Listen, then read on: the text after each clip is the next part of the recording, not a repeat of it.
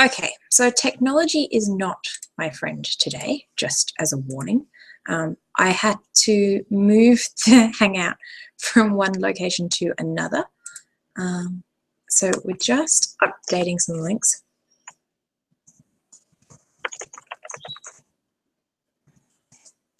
Apparently it didn't like my pre-decided link.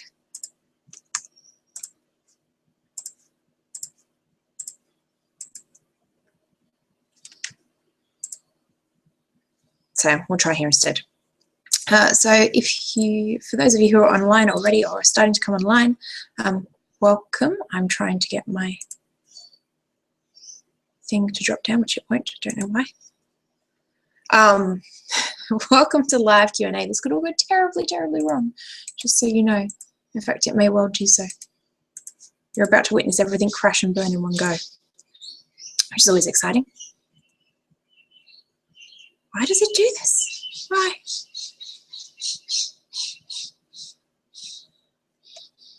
Okay. Dear God, my internet is slow.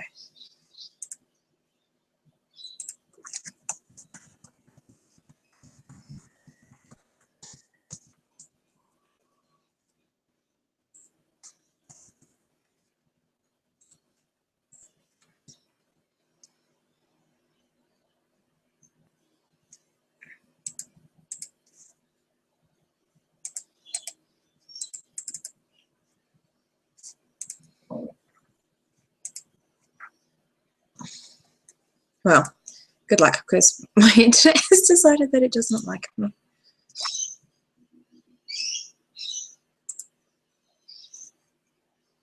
Okay, so the reason that I wanted to do this Hangout was just to answer some questions that I get about course writing in general, and I know that lots of people have lots of questions about taking what they know and turning it into an online course or a membership site or something that they can sell. And it seems to be the big trend right now. I think everyone's talking about it, and in a lot of the entrepreneur groups that I'm involved in, everyone seems to be the new course building expert, and everyone's running their own program, and that's lovely, but it's important to take some time to think about what you really want from your course and what the point of it is. So today, I just want to chat to you about, some of the important things I think you should consider. So why should you listen to me, in case you don't know me? So my name is Sam. Hi. I've been course writing, course building for a long time now. So I run a training company, an accredited training company here in Australia.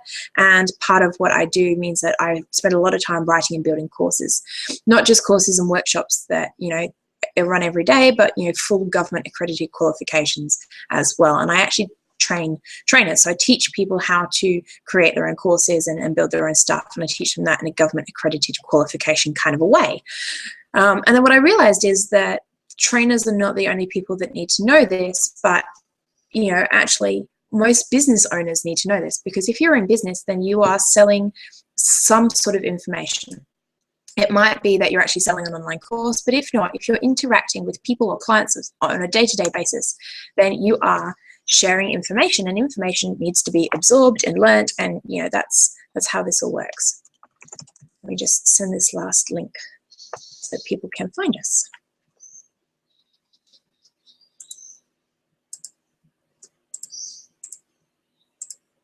Okay. So that's why we're running this live session now, is so that you can ask questions or and talk to me and ask anything you need to know. So hopefully working down the side will be a questions panel, so you can ask questions directly in the Google Plus Hangout if that's where you are.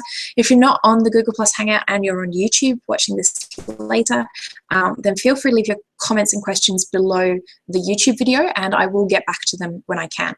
For those people who couldn't make it live to the call, I've had some people submit questions in advance as well via email and via Messenger, so we'll do that I am going to apologize before we get much further. There's a lot of light behind me, so the video is not great quality, but you know, you'll live.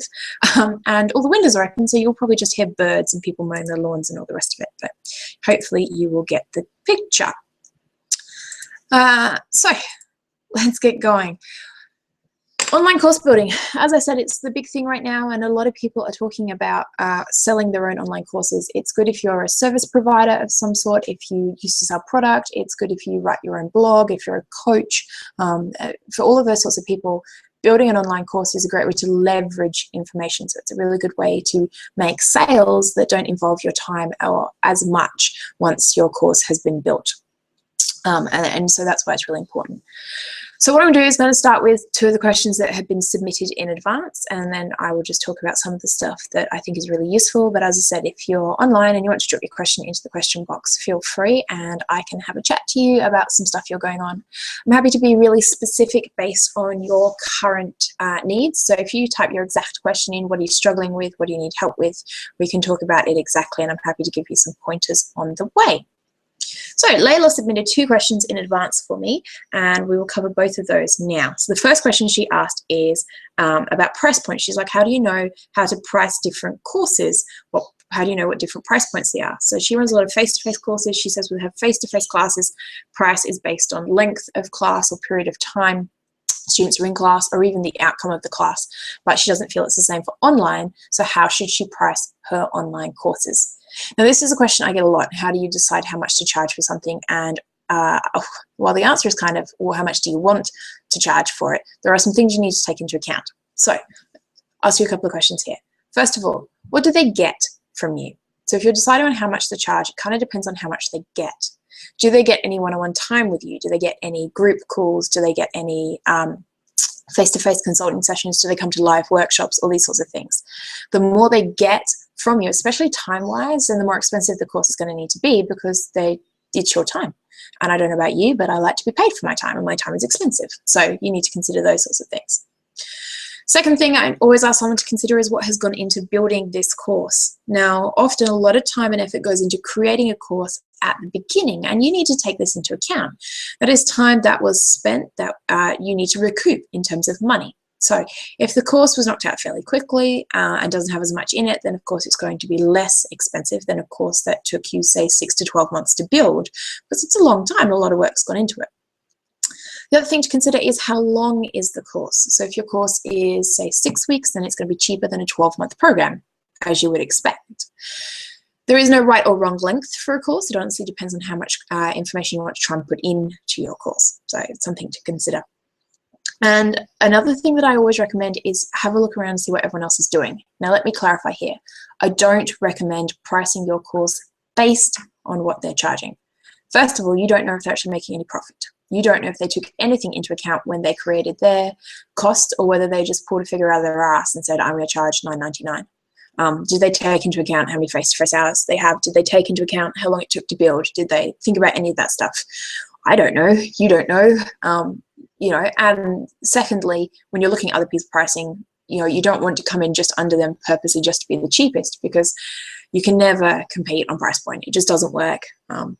Someone will always come in and be cheaper than you, and if all your clients are with you just because you were the cheapest, then they're not going to be loyal or honest. They don't want to stay with you. They just wanted your cheap ass price. So while you need to be aware of what other people are doing in your industry, and it helps to know what's going on, you don't necessarily need to price the same as them. It's just useful to know what they're doing. So all of that information, how do you price your course? Well, it's difficult. As a general rule, you would suggest that I have seen anything that is a 4, 6, or 8 week course of that kind of length of time, if it involves very little of you personally, so don't really get any group coaching calls, they don't get any one-on-one consulting, like any of that, tends to come in below the $1,000 mark. Anything that does involve a lot of your time tends to come in somewhere between the $1,000 and say $3,000 to $4,000 mark. Anything that is longer term or involves a lot more of your one-on-one time, where they get you sort of solidly for 8 weeks or 6 months or 12 months, then you can be looking anywhere for the $5,000 to $10,000 mark. Now that is for non-accredited kind of stuff. If you're building qualifications or those kind of courses, of course, it's a little bit different. End of the story realistically is how much do you want to charge for it and how much do you want to make from it. Pricing comes down to you. If you're in an industry that's not legislative in any way, so you don't have to show figures by hours. I know lawyers, for example, can't sort of just go, yeah, our course is going to be this much. They have to have a breakdown of their hourly rate, and they have very clear specifications on what they can and can't charge. But as long as you're not in an industry like that, and you're in an industry where you have choice, you know what, you can price the course however you want to price it. You can give it away for nothing if you want. Of course, you're not going to make much money off that.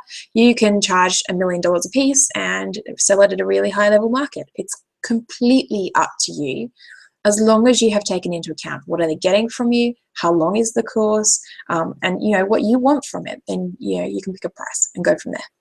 So that's question number 1. Layla, I'm sorry, that really didn't give you an answer. I can't give you a specific how much should your course cost, because it's completely up to you. But yeah, I would recommend, if it's 6 to 8 weeks and they don't get a lot from you, less than $1,000. If it's 6 to 8 weeks and they get contact with you, probably more than $1,000, as a rough guess. That's working in dollars, probably US dollars for most of you. Okay, price. Price is a funny one. Lots of people get really caught up on price, and I think the moral of the story is to remember that it's just a number. And you know, while it's important to think about your target market and everything else, realistically, you can charge whatever you want. You know, and prices are relative. It all depends. Someone out there is selling a course for $1 million, probably Tony Robbins. Probably if you want a one-on-one consult course with Tony Robbins for the next 8 weeks, you know, it's $1 million. And someone out there is signing $1 million check going, wow, that's a really great deal. I thought it would have been more than that. So price is all relative. It's just a number.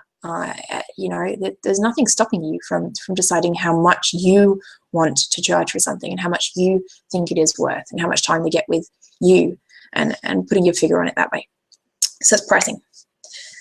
Question number 2 that Layla also sent in as well, was she's talking about converting real courses into online courses. So I'm reading from the paper. So for her, what I believe is she already runs a lot of face-to-face workshops and courses and events and those sorts of things. And what she had assumed was that she could just take those and make them into online courses. And suddenly she's realized that a lot goes into a face-to-face workshop and it takes a lot of time to convert. So her question is, realistically, is there a quicker and easier way? Can I just record the face-to-face sessions and upload the long videos? What do I need to do? Couple of things to say here. First of all, you can just record face-to-face sessions and let students watch them. The only problem with that is long videos are difficult to view in one go. A, it requires them to have a lot of bandwidth or the ability to download a lot of information, and B, they're boring to sit through. So they need to find hours in their day to sit at their computer and watch it, and it's not as engaging as being there face-to-face and those sorts of things. So if you're going to record your face-to-face sessions and offer them to your online course instead, then do that as one option, but give them other options to be able to consume that information as well. So for example, you could video your 3-hour workshop and put the 3-hour video up. And then I would also break the information that came from that 3-hour video down into maybe like a short workbook with just the key points and some space for them to work things out. Or maybe then I would do like a quick video, like a 5-minute video saying, all right, you know, in the 3-hour video, we covered this, this, and this. If you want to get the most from it, you need to make sure you check out 5 minutes in when we talk about this concept, or 4 hours in when we talk about this concept. But you need to break that information down in a way that they can understand and it's easier for them to consume. In terms of, is there an easier way to, I don't know if you can you hear the kookaburras? Hello, kookaburras. In terms of if there's an easier way to convert a face-to-face course into an online course, no, not really. When I converted all of our face-to-face qualifications into online qualifications, it just took work. Just took work breaking down what we teach and typing it out and filling it out and converting it over.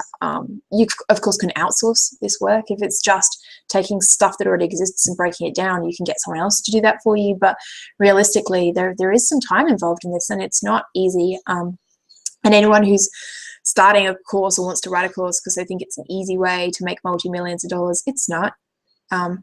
There is no easy way to make multi-millions of dollars unless you conveniently win the lotto. Everything takes work of some sort. Now that work might be work in terms of your hours, it might be work in terms of planning and preparation, all of these sorts of things, but everything takes work of some description. When it comes to breaking down a face-to-face course and turning it into an online course, what I would try and do, rather than just take the whole face-to-face course and plonk it in, is work out what are the key components of that face-to-face course. So I would assume they don't learn about the one same thing for 8 hours straight or 3 days straight. They learn chunks, they learn things. And what I would do then is just convert one chunk at a time. For example, if you spend the morning learning about a certain system or process, then you're going to take that system or process and convert that online first. You might record a video for it, maybe create a PDF for them, maybe create some activities for them, and just work on that one bit first. And then what you'll find is when that one bit's complete, you can upload that, they can start working on that, and then you can work on the others. Realistically, you want to try and break it down into those chunks like that, because people who come to your face-to-face classes dedicate their day to learning from you, but people who do your online courses very rarely will have a whole day to dedicate to learning from you. They just don't have that amount of time. They don't have the ability to sit at their computer for 8 hours straight. So they're going to be consuming your information in little blocks of time. 5 minutes after the kids have gone to bed, 10 minutes on a weekend, half an hour here, half an hour there, but they're not going to be sitting for 8 hours. And so you need to make sure that you're delivering your information in bite-sized bits that suits the amount of time that they're going to be using. Does that make sense? That they're going to be consuming your information in. Ultimately, if you know you're selling to an audience who are very busy and are only ever going to sit down at the computer for 5 minutes at a time, then realistically your chunk should be 5 minutes long. And if you know you've got people who are probably going to sit down for half an hour at a time, then you can make your chunks a bit longer. I still wouldn't make half-hour videos, despite the fact I'm doing a live Q&A that will probably go for at least half an hour. Because most people don't have the time to dedicate to that. And if they are, they're doing other things at the same time. So you might be listening to me and you might be on Facebook at the same time. You might be listening to me and you're checking your emails at the same time. You're probably not just doing this one thing. Your students are the same. Yeah, if you're doing it, they're doing it, which means they don't ever really solely focus on doing their course with you for huge hours at a time. And you need to consider that when you're writing your information for them, because you need to make sure that you're writing information in a way that's useful for them. Cool. Okay, so let's think about some other things. Recently, we spoke about video, and video is something that I know a lot of the people in the Write That Course Challenge and even in the Trainers Academy struggle with, is being on video. And I've heard all the excuses. They can't do video because they don't have good lighting. Sorry, have you seen today? It's horrible. They can't do video because they've put on weight. They can't do video because they're having a bad hair day. They can't do video for countless reasons. And honestly, the only answer I have to that is get over it and just do it. No one is looking at your hair in your video, so I keep pushing mine out the way. Unless you're Marie Forleo, in which case I am always watching her hair because it's gorgeous. But most people, they don't care. They honestly don't care. They're watching your video for the content. They have bought your course because you have promised you can give them an outcome, a solution to their problems, a benefit that they want. And that's why they're watching your video. They're watching that video based on that promise, based on what you're going to give them, based on that benefit. And that's what they're there for. They're not watching your video because they desperately want to see what you're wearing today. They're not watching your video because they desperately want to see your latest hair and makeup styles. Unless, of course, your course is teaching hair and makeup. That's a whole different matter. But for most of us, if you're delivering information of some sort, they don't care. They really don't. What that means then when you're doing video is you need to get over you, and you are probably the only thing stopping you doing video. Of course, you can buy light systems, and normally when I do my weekly training videos, you'll see the lighting's much better, and that's because I have continuous light boxes. So I don't know if you've ever been to a photographer, you see they've got the boxes with the flash in them. It's kind of like that, but there's no flash. It's just a continuous set of light, and I have 2 of those. I will leave a link somewhere if I remember. There's a link on my website to the kind of lights that I use and the kind of camera that I use. I use an external microphone normally for my mini weekly training videos as well, so I get better sound quality, so you guys can actually hear what I'm saying. But I didn't have any of those when we first started doing videos. They were recent additions, and they didn't stop us from creating video content for people. So, it's something to consider. The other thing with video is it kind of depends on how you feel comfortable. I don't script my videos in any way, shape, or form. Sometimes I have a list of key points, which I might have on a bit of paper in front of me if there's certain things I want to remember to say. You can see the whiteboard behind me. The whiteboard's normally full of stuff if I have to remember things. But I don't write a script because I'm not the kind of person who likes to read a script. I don't want a script. I run my sessions and my workshops the same way. I don't script those. I might have key points. I might have a PowerPoint to guide me, but I don't have a script. However, there are lots of people who feel much more comfortable with a script, and if that's the point, or if you feel more comfortable with it, then by all means, use one. There are lots of, there are lots of free teleprompter apps you can get for your iPhone or for an iPad, and what you can do is you can rest your iPhone or iPad just behind your webcam or just on front of the screen in front of your webcam, and it will tell you what you have to say, and it will scroll through at a pre-designed pace that allows you to read it while you're presenting. So there are lots of ways that you can kind of cheat, so you don't have to just record a video ad lib. The other great thing about video is, unless you're doing it live like this, then no one needs to see the bad stuff. They can just see the good stuff. Yeah. So if you do a take and you don't like it, well, you can delete that video and you can record another one that's better. I'm going to say better because there's probably nothing wrong with the first one. But you can record a video that might not have as many ums and ahs in it, or you might not trip over your words, and you can get rid of all of that stuff if you don't like it. And you can edit it out if you don't like it as well, which is the wonder of video. Having said which, in my Write That Course challenge just recently, someone said, oh, they'd just done their first video, I think it's Cordy, and she said, is it usual that it took me 20 takes? Yes, at the beginning you probably will do lots of takes for your videos because you're getting used to it and you don't like it and you're not comfortable with it yet. I try now with sort of weekly training sessions that you get, that's either one take, maybe two, but it's normally only one. You get what you get. You get me raw and unedited. I chop off the beginning bit where I'm sorting out my hair, and the end bit where you watch me press the off button. But other than that, I don't edit the middle at all. You get me, because I want you guys to see what's real, and I want you guys to see that this is normality, and I don't want you to see some fancy Uber edited version, because that's not what life is like, and that's not what running a business is like. It's not perfect in any way, shape, or form. So I don't particularly edit mine. Having said which, at the beginning, you probably will do lots of takes, and you probably won't like the first one, and you probably won't like the second or the third one either. And the only reason that you'll start to reduce the number of takes is because you'll start to realize that it's really not cost effective or time effective to do 20 takes for every video. I did recently, when we were recording videos for a new course that we were building, I recorded 28 videos in a row one day. There were 48 videos in the course, and I smashed out 28 of them in one day. I had a really sore throat by the end, as you can hear today even. But what I did is I just recorded them back to back, one take at a time, wherever possible, sometimes two, but again, I tried to avoid it, because if you've got 28 videos to record, you cannot afford to do 20 takes per video. You just don't have the time or the patience or anything else. But the moral of the story, honestly, is that you can be real in your videos. You can be you, because if your audience has bought into what you're offering, that's what they're looking for. And they have already bought into your course because they believe that you can give it to them. They haven't bought into that based on, you know, this perfect ideal necessarily. They've bought into whatever you've shown them on your Facebook and your sales page and your landing page. And that's what they've bought. So there's no need then to make your course anything other than you, because if they liked your Facebook ads and if they liked your website, which is a version of you, then they will like you. And if they didn't like you, they wouldn't have bought the course. Yeah, it's as simple as that. So video is a really big thing. All right, some of the other things that we're going to talk about. Let's have a look at some of the other questions that have been sent in. What's coming through? Errors. Oh, yesterday I sent out a list to my email saying it's all my fault with the link to a video, and then the link to the video didn't work. And that really was my fault. It's not smart really at all, is it? Things I do. Objectives. Okay, so I recently had someone I ask as part of the Write That Course challenge you guys to set clear objectives for whenever you're writing a course. So if you're creating a course at some point, I tell you to set an objective at the beginning. An objective is a goal or an outcome, but from the student's perspective. So by the end of your course, what will the student know, or what will the student be able to do? And the reason that I ask you to set really clear objectives is because if you don't have a really clear end goal in mind, it's very difficult to build a course. Because what happens is you try and build everything you've ever known into a course.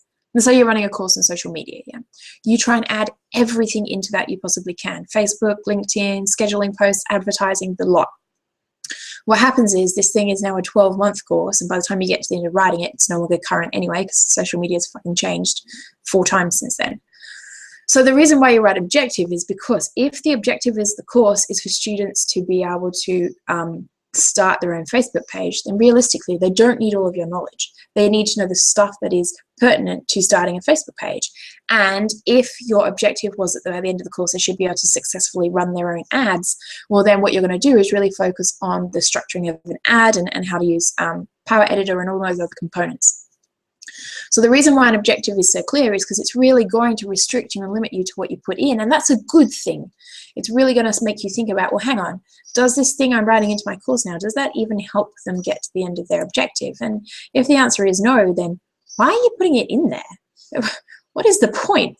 What you're going to do is if you put information in your course that is part of your final objective, you're just going to overwhelm your students in some way, shape, or form. And that's no good for them at all, because then they don't get the outcomes that they need. It's not great for your students. It's not great for you, because if your students aren't getting outcomes, then they're not going to leave you sort of raving testimonials. So, make it clear, make it easy, make it very, very clear what they're going to be doing. Make sure whatever they're doing meets their objective. If on the sales page you've said by the end of a course they will be able to do such and such a thing, then by the end of the course they need to be able to do that such and such a thing. It's really important that you help them get to that outcome. Cool. Right, let's keep going. So we are currently looking at, that was objectives. Hang on while I scroll through the list of other stuffs. Oh, okay, I had a lady ask me yesterday about trademarks. Should she bother trademarking her course before she runs it? Now, this is a really interesting question, and it kind of comes down to what your intention is for your course. And, ultimately, I'm not a lawyer, and I cannot provide you with legal advice as to whether you should or shouldn't do something. But in terms of trademarking, first of all, I would say don't let it stop you. So if you don't have a trademark, don't let that stop you from launching a course. In another business that we had, we trademarked the business name. Someone started their own business with a very, very, very similar business name. I say very similar, it was one letter off. It was close enough to be confusing. They were in the same industry, selling the same kind of product line. And they were still allowed to register the business name and start the business. So when we sent them cease and desist letters, they didn't cease and desist. What that meant is then the next step for us was going to be an expensive legal battle trying to get them to stop using what was ultimately our business name and confusing our audience. Now, we had a trademark and we were still going to end up in an expensive legal battle. So having a trademark will not stop someone from copying your course, taking your ideas, any of those sorts of things. So if the reason that you're going, oh, I should trademark it because that will keep me safe, the realism of online is that no, it won't. It really won't. And if someone wants to copy your information, they will. And if someone wants to take what you give, they will. And if someone wants to find a way to hack your website and take it without paying, they will. You're not going to stop all of that. You physically can't stop all of that. And if that's a worry to you, then probably don't write an online course. Because honestly, if someone really wanted to, they would find a way. Imagine going to the supermarket here. It's the same there. Shops don't want you to steal, but realistically, they're aware that someone can steal their stuff. If they put it on a shelf, someone could steal it. Now, of course, they put things in place, so there might be cameras or there might be those buzzers at the doors and those kind of things, but none of those have actually stopped you from taking the item. If you realistically wanted to take that item, you'd pick it up, put it in your pocket and walk out the door with it. Well, it's the same with the course. Yeah, you can have deterrents, so you'll have password access, you might have a trademark, but they're just deterrents. They're not going to stop someone from taking that information and doing something with it. So if the only reason you're getting a trademark is because you think it will keep you safe, it won't keep you safe, and you need to think about other options there. As I said though, not a lawyer, can't give you legal advice. If you are considering a trademark, that's fine. You can get one, go and talk to your lawyer or solicitor about what you need to do with those sorts of things and how you need to approach that. But don't let these things stop you from building an online course. Don't let the fear of someone taking it, or what if someone copies me? I was like, well, maybe, probably, but you're not going to know until you start. So just give it a go. You can't stop that. Okay. Next question. We were talking about chunking. Okay. So the question comes out at how much information can I give? It's coming from Cordy, who was delivering a new course and who'd realized as she started building it, there was actually a lot of information in it. The question was, how much information can I give in a week? What can they implement? So I firmly recommend 2-in-1 building courses that they break all their information down into tiny little bite-sized chunks. And for the reason that we were talking about earlier, which is that your audience has very little time to consume your information, you need to make sure your information is in little bits that they can consume one at a time. The other thing I strongly recommend is that you have some sort of activity or assessment or something where they have to implement what they have learned straight away. The sooner that someone implements what they've learned, the sooner they learn it, ultimately. You cannot learn properly by sitting reading. You might read a book on golf, on playing golf, but you haven't really learned how to play golf until you go to the golf course and implement what you learned from the book and give it a go.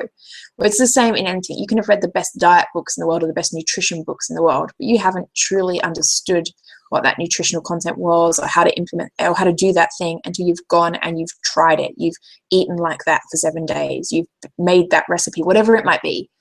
You cannot honestly say that you've learned something until you've tried it. So that's the same for your students, yeah? They can watch your videos and read your fancy books and whatever else, but the only time they're really going to start to get outcomes from what they've learned from you is they have to go away and they have to do it. That's the same whether you're teaching business strategy or nutrition or exercise or, it doesn't matter, meditation. Your students haven't truly got it until they've done it. That means that for every little chunk that you teach, you should get them to go away and do that thing straight away. Now, this is why Courtney's question was about how much can she give them in one go? Because if you give 2 or 3 or 4 little chunks in one session, so in one email, you give them the list to 3 or 4 little chunks, or on one day, you allow them to access 3 or 4 little chunks, what's going to happen is that they're going to probably get overwhelmed and they're not going to implement all of those chunks. They might watch all 4 videos, but you'll find that over the next week, they probably don't try all 4 things that you recommended. For that reason, it's easier to deliver little chunk by little chunk by little chunk so that they can implement on the go. Now, her question was, are we underestimating our audience? Surely my people can do more than that. Well, they can, and some of them will. But the thing about building an online course is you want to make it as useful and easy for them as possible. The more things you put in the way of them implementing it, the less likely they are to implement it. So if you start giving them too much information, they're unlikely to put it into practice because it's going to start looking too hard, too difficult, too much like change from what they normally do. And all of that is going to put limits in place for why they don't want to implement. So yes, you can deliver more than one chunk at a time. You definitely can. But whatever you do, try and make sure that you're only giving them what is realistic for them to implement in a given time frame. For example, you might release 4 chunks on different exercise techniques. But if those 4 chunks will come out in the same day and all of them require them to do half an hour of exercise, so half an hour of running, half an hour of swimming, half an hour of biking, half an hour of yoga, and then the next day you release your other 4 chunks and there's 4 sets of implementation there, well, you've expected them to do not just the learning and watch the videos and everything else, but you've expected them to do 4 hours of exercise between day 1 and day 2 because you've expected them to implement all of those half-hour bits. Realistically, then, what you need to do is think about how much time do they actually have to implement what I've taught them, and will they be able to do that between now and when I release the next chunks? If there is realistically enough time for them to do those things, and I mean realistically as in take into account, do they have a job, do they have kids? It's not, oh yeah, everyone has 24 hours in a day, they've got time to do that, because we all know that's bullshit. We don't have time to add all that stuff in. You need to think about what time they have to be able to do these things.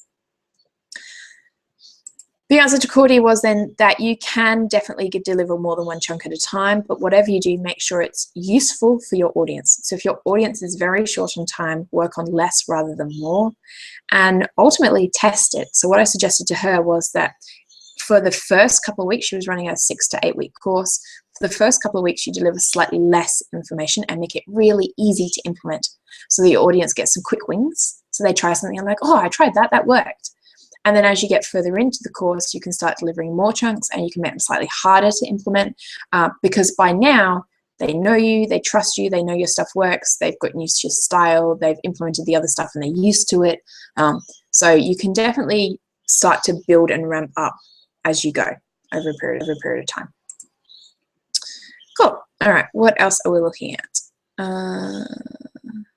What order should we do stuff in? All right. So something I had someone ask recently was that they have this great idea in their head of what they want it to look like. They want this fancy website and a list of emails that go out and all the videos and all these sorts of things. And then she got really overwhelmed because she didn't know where to start. Does she have to have the website before she has the course? Does she have to have the videos before she has the website? Like, what should she do in what order? And again, I'm going to say that this answer varies depending on what you've already got. Realistically, you do not need a fancy website to offer a course. The first course I ever sold was a series of emails, and I didn't even have an email service provider at that point. I didn't have a MailChimp or an Aweber. I had my Outlook, Microsoft Outlook, and I sent each email manually. I had a list of people on my desk of people who needed an email on certain days.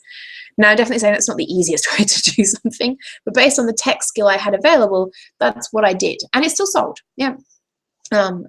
So don't let the tech stop you. If you want to sell online, realistically, you need a website that has at least a sales page of some sort and a landing page of some sort. But it doesn't need to be a huge fancy website. It can be just a couple of pages to get you going. When you're building your course, yes, of course, it needs to be built at some point, but it doesn't need to be built first. You can definitely start a landing page and start talking to people about it before it's finished being built. If you're going to do that, I suggest you at least have outlined your modules before you start, so what you're going to cover and how long it's going to be and what they're going to get, but it doesn't all have to be built. I do suggest to people that they've got at least module 1 built, so whatever you're going to deliver first should be ready. What this means then is, A, you know how long it took you to make that one. So if that took you 6 weeks just to make that one module, then realistically, probably don't sell without the other ones being ready, because it's going to take you 6 weeks a module. If your course is 6 or 8 modules long, it's like half a year before you've got a course that's ready to sell. If you know when you built that first module that it only took you a week or so and now you're much better at doing it, then what you can do is you can start to launch and start to sell before the rest of the course is built, and you can build as you go. Some people like this, some people don't. This comes down to personal preference. If you're the kind of person that is happy to have part of it ready and build the rest as you go, that's fine. For some people, this completely freaks them out. They're worried about what if they don't get it finished and blah, blah, blah. So a lot of this comes down to personal choice. I will leave it up to you. I would suggest if you're going to sell before it's built, at least have the outline and at least have the first module built. Because what you don't want to do is you want to sell it, promise them they'll get this fancy membership site, and then go, oh, I can't build that and I don't know how to do that. So at least if the site's built and the first module is ready, you know you can do it. You know the technique and the skill that was involved in doing that. For the other modules, you just have to replicate, and then you can do it that way. So it's definitely the way to go. Okay. Voice. Now this came from a lady I know, and I'm not going to name her name because she might not want me to share it with you. What she did is she did her first video, well, audio recording, not even video. I don't think it was her face, but she did a voiceover of a PowerPoint. And then she came to us and she was suddenly terrified because she then realized that she spoke funny and she had a slight lisp. And she said, you know, why has no one ever told me I can't possibly release videos like this? The funny thing is that your voice sounds entirely different inside your head to how it does to everyone else. You'll know this if you've ever listened to recordings of yourself or you've watched yourself in video. It's very different. So for the first time can be quite surprising because you don't sound like what you think you sound like. Her thing was, why has no one ever told me I sound like this? Because to everyone else, you have always sounded like that, and it's not unusual to them. Yeah. If you can hold a conversation with a family member or a friend or in a supermarket and no one runs screaming from you, then you can record a video. If you can order food, then you can record a video, because obviously you speak clear enough to get your intentions across, to get what you need in a life situation. That means you can record a video. Yes, you might not like the sound of it when you first hear it. Yes, it might freak you out a little bit, but you might be, what, 20, 30, 40 years old, and you've had 40 years of talking like that. This is the first time you're hearing it. Be realistic then. When you first record a video and you first hear yourself speak, it's nothing to be afraid of. That is what you sound like. That's what you sound like to everyone else anyway. No one else has a problem with it. It's just you. Yeah. So it really doesn't matter. I promise you. Everyone else is very, very used to it, and that's the way you are. Okay. So let's just have a look what else is on here. What else have we got to do? Laptop repair. Options. All right, this is something that I've seen come up a couple of times, so I just want to bring it up now.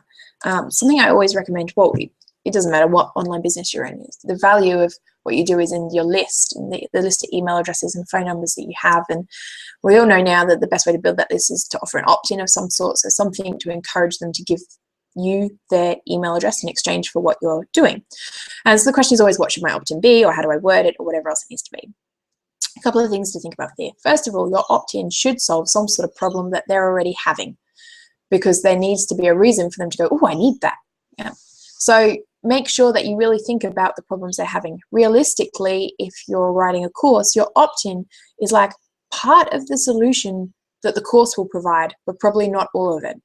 So I'll use me as an example. Yeah, the Write That Course Challenge, it teaches you how to write your own course. It really does. From start to finish, there is everything you need to write your own course. But realistically, part of the problem is that people want the support, they want the additional help, they want the tech guide, they don't know how to do that bit. It's not the writing of the course that's the whole problem. So while I help them solve part of a problem, which is writing the course, which is what they thought the problem was, they sometimes find that they need more stuff along the way. So it's the same for you. If you're going to offer an opt-in of some sort, make sure that, one, it offers part of a problem that they're having, so a little bit of something that they need. The other thing to consider is that you need to be building trust, because if you want them to buy from you, then they need to get to know you. Now, some of the best ways to do this fast are video. In video, someone gets to know you. I met, I'm going to call her a friend of mine. I've known her for a while online now. But for the first time in real life 2 days ago. And as we walked in through the front door, I got this huge hug. And it's because we've seen each other on video so often that we pretty much think we know each other. Now, we didn't. This is the first time we'd ever met.